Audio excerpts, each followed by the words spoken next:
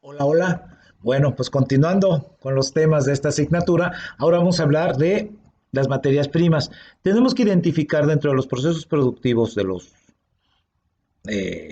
productos elaborados que hay materias primas. ¿Sí? Materias primas es todo aquello que integra un producto. Por ejemplo, la materia prima de aquí es el agua.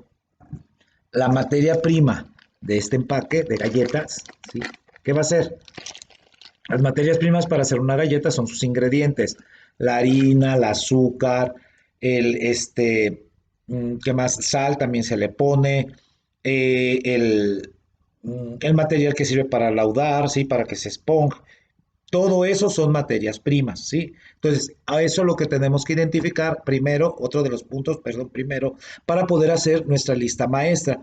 Ese va a ser un trabajo posterior. Entonces, materias primas es todo lo que constituye hacer, en este caso, una galleta. ¿Sí? Bueno, entonces vamos a ver la presentación. Una materia prima, perdón, vamos a hablar que es una materia prima. Se entiende por materia prima a todos aquellos elementos, permítanme porque parece que esto no para, perdón, todos aquellos elementos extraídos directamente de la naturaleza, en su estado puro o relativamente puro, y que posteriormente puede ser transformado a través de procesamientos industriales.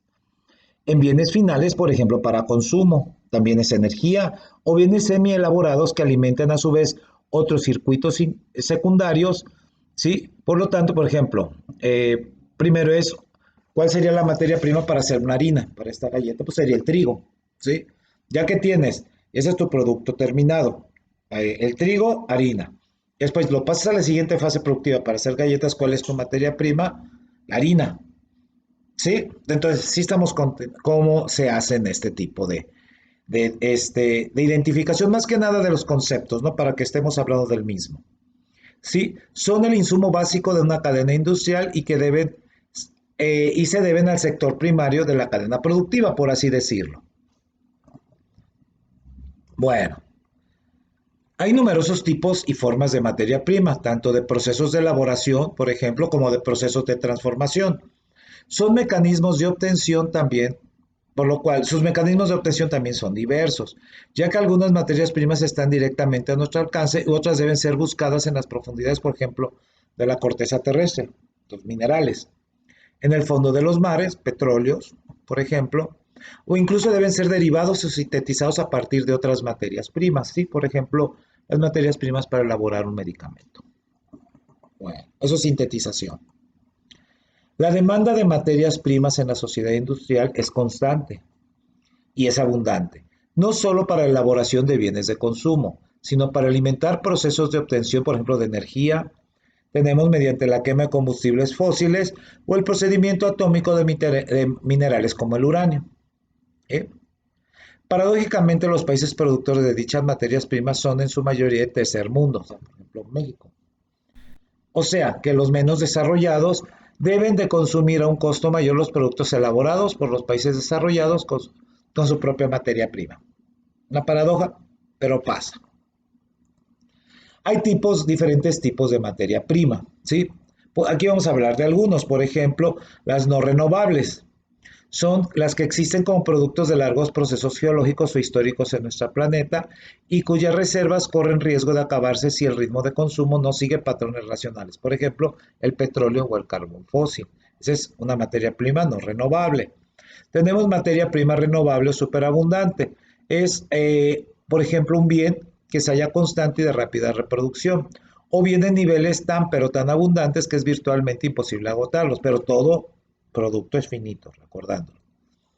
Y que esto es derivado al menos a corto y mediano plazo. El hidrógeno gaseoso y la energía solar. ¿Sí? Esos son renovables o superabundantes. También tenemos otra clasificación a partir de su procedencia. Por ejemplo, de origen vegetal, si provienen de árboles, plantas, semillas, frutos y derivados naturales como la madera, el caucho, el corcho, etc. También tenemos materias primas de origen animal. que forman o formaron parte de la vida de un animal, o sea, de sus cuerpos, lana, cuero, pieles, etcétera, o sus procesos vitales, como por ejemplo son leche, perla, seda, etcétera. También hay de origen mineral, que son los provenientes de yacimientos terrestres o de amalgamas, por así decirlo, una mezcla de estos, por ejemplo, el hierro, el cobre, el oro y la plata. También tenemos de origen fósil, que son productos a partir de procesos de sedimentación milenarios y dando como fruto hidrocarburos de alto valor químico y energético, el petróleo. De origen universal también, que son elementos creados junto con el planeta, que pueden ser líquidos o gaseosos, el agua o el aire, o de origen sintético, materiales que no existen en la naturaleza y deben ser creados por el ser humano. Por ejemplo, ciertos isótopos como es el uranio, como puede ser el plástico, ¿sí? Como puede ser que los hilos, la tela, ¿sí? Entonces, ahí está que esos son de origen sintético. Necesitamos un orden transformador o un proceso transformador para lograr su obtención.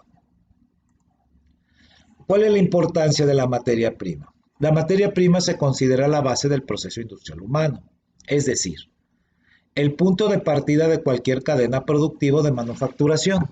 Sin ella, no habría elementos que transformar y combinar mediante diversos procesos, para obtener así otros más elaborados y dotados de un valor añadido. Entonces, quedamos, si le queremos añadir un valor, mayor valor añadido, perdón, al trigo, ¿qué tenemos que hacer? Molerlo y hacerlo harina y después hacerlo galleta, pan u otro producto alimenticio.